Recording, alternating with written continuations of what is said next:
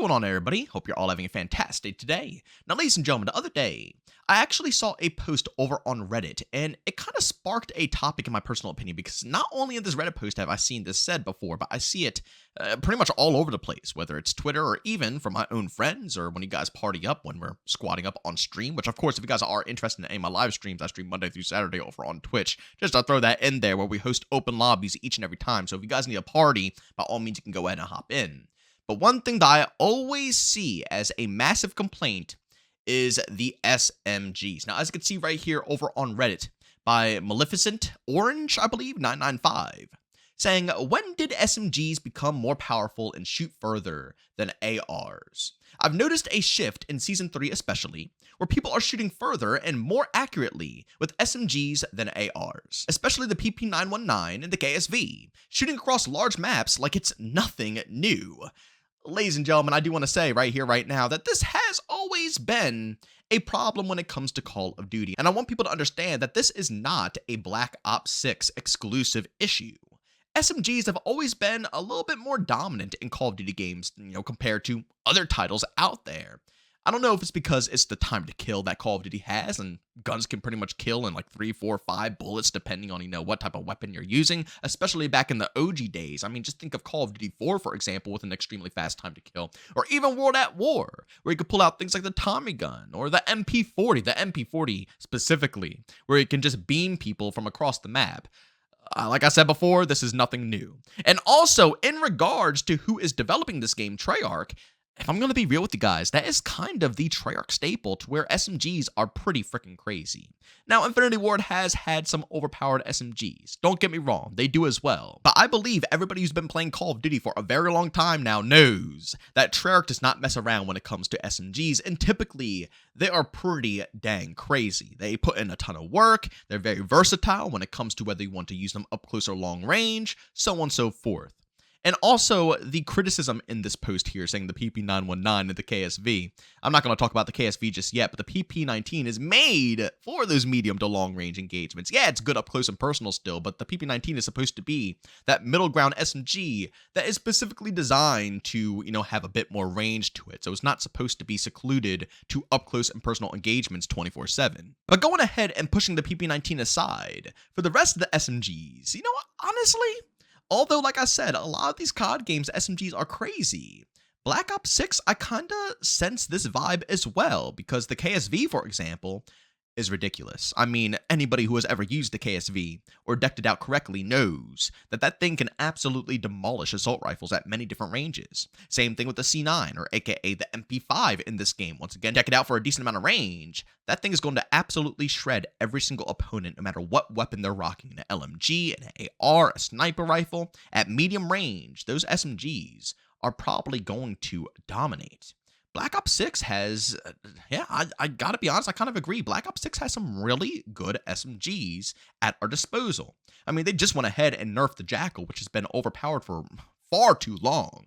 That used to be the most consistent SMG beforehand, where you can cross-map people while also being able to do a ridiculous amount of damage up close and personal with basically no movement, nerfs or anything of that sort. So you can move at max speed while beaming kids from every single range. You get the point here?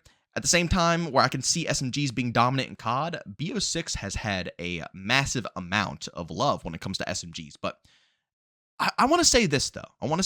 Although I think that this, mindset, this mentality is spreading pretty quickly. And I'm seeing a lot of people saying that the SMGs are overly dominant when it comes to Black Ops 6. I don't think people understand that it might just be simply due to the map designs that we have within this game. Let's be honest, ladies and gentlemen, we don't have any traditional large-size maps in Black Ops 6. I would say Red Card might be the closest to a large map that we have, but even that one is closer to the medium range. Even Vorkuta here isn't even that large of a map. I would still consider Vorkuta a medium-sized map. I think that right there is why people think SMGs are so dominant. The map pool in this game doesn't offer that much variety. And like I said, on some of these maps, you can get away with, pulling out ARs and getting some good, ranged engagements, for Kuda, for example, again. But these maps have so many flank routes and so many ways for SMGs to go ahead and navigate that I don't know if, if that would even affect anything. Like, seriously, think about it. If they went ahead and nerfed the SMGs, because in all reality, that's all we could really do, right? People are complaining that SMGs are too overpowered. Well, why are they overpowered? Because they can compete with ARs, right? And they can compete with ARs because they have good damage range. And they're just concerned maybe they could add more recoil to the weapons. But I mean, at the end of the day, I think the majority of people would want to see SMGs nerfed in the range category. So ARs can be more dominant at range, and SMGs have to kind of cut the gap a little bit. Again, that's going to be difficult because we still have the gunsmith system, and you can deck out your guns even with nerfs to allow you to have that range, so on and so forth. But they can go ahead and nerf them. But in all reality, think about it again, down to the maps. They're so small and condensed. Even the quote-unquote larger sized maps in this game can be completely dominated by an SMG player. That is why I think these guns are so overly dominant, and I don't know if that can ever be resolved. I think that is going to be a problem that will probably haunt Black Ops 6 until the end of time. And again, you can use other ARs to compete, but in all reality, if you want my personal opinion, all the ARs I use, I have rapid fire on, because I find a lot of the gunfights I get myself into are not long range, and when they are long range, I can still manage the recoil with rapid fire. But, before I would pick and choose. I'm like, okay, rapid fire is going to kill a little bit of the recoil, might take down my damage range, so maybe I won't use that because I'm going to be in more AR, engagement, so maybe I should keep it out of the picture. But in BO6, I never think that. That never crosses my mind because over half of the engagements are not long range. Over half the engagements, the enemies are finding ways to cut the gap, get up in my face, of course, when you're in competitive lobbies. And you will need a weapon to be able to combat an SMG. It's just as simple as that. So over half of my ARs have rapid fire on them, so I can compete in those engagements. But it's a reason I do that because the maps are so condensed. As I said before, they can do so much to the SMGs. They can nerf them into the dirt. But the way this game is designed, not even with map knowledge, but also down to the movement, the slide speeds, the sprint speeds, how quickly you can navigate your character and break camera angles. In multiplayer, of course. I don't know how that is in Warzone. You guys can, jog my memory. I've only played a handful of Warzone. And again, I've been kind of enjoying, the changes to the core formula of what Warzone's about, but I haven't played that much to really notice if SMGs are really tearing things up. But in multiplayer, yes. I mean, the movement combined with the maps definitely favor this game to be much more of an SMG dominant title. You think back to Black Ops Cold War, Black Ops 3, Black Ops 4. SMGs were great in all of those games, but the maps were different. You could have solid lanes that you could hold with an AR that some SMG players just wouldn't be able to break unless they pop some smokes and they have some teammates to back them up to help them flank or rotate, then they're good to go. But in Black Ops 6, that's all out the window. You know what I'm saying? It's all out the window. SMG players have free reign. And I don't know, whether you like that or not, I think that's the sad reality of this game. We can all acknowledge that SMGs are pretty freaking crazy in this title, but I don't believe there is a workaround. Of course, I want to know what you guys think down in the comments section. If you believe there is a workaround, what would it be? What would you do to be able to balance this out? But the only thing I can think of is, again, changing up the maps and maybe changing some of the movement as well. I guarantee that if we had all of the BO2 maps, this wouldn't be a problem because those maps had lanes, designated lanes that ARs could hold without running into too many problems, which would benefit them a ton. This would not be an issue right now. But because of the layout of all of the maps in this title, you best believe you're going to be seeing MP5s, KSVs, Jackals, PP19s. You're going to see them all absolutely running lobbies, whether you like it or not. And some AR players are going to be able to work around this. I've seen it time and time and time before.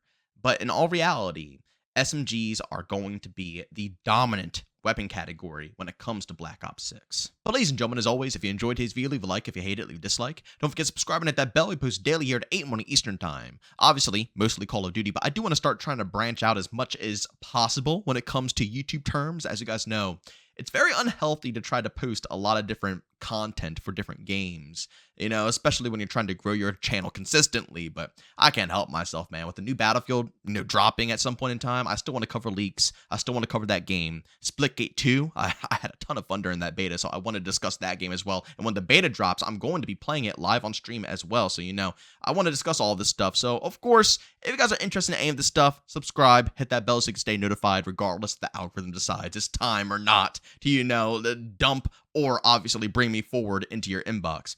And last but not least, ladies and gentlemen, we do stream pretty much daily, besides Sundays, of course, Monday through Saturday, over on Twitch, starting between 12 to 1 p.m. Eastern Time. We mostly stream Call of Duty, but again, I do branch out. I think this Saturday, actually, we are indeed going to be playing Battlefield 4, 1, and 5. So if you want to see some throwbacks in the Battlefield franchise, by all means, tune to the stream. I got to link that channel down in the description of this video. But as always, thank you for tuning in, and I'll see you on the next one. Peace out.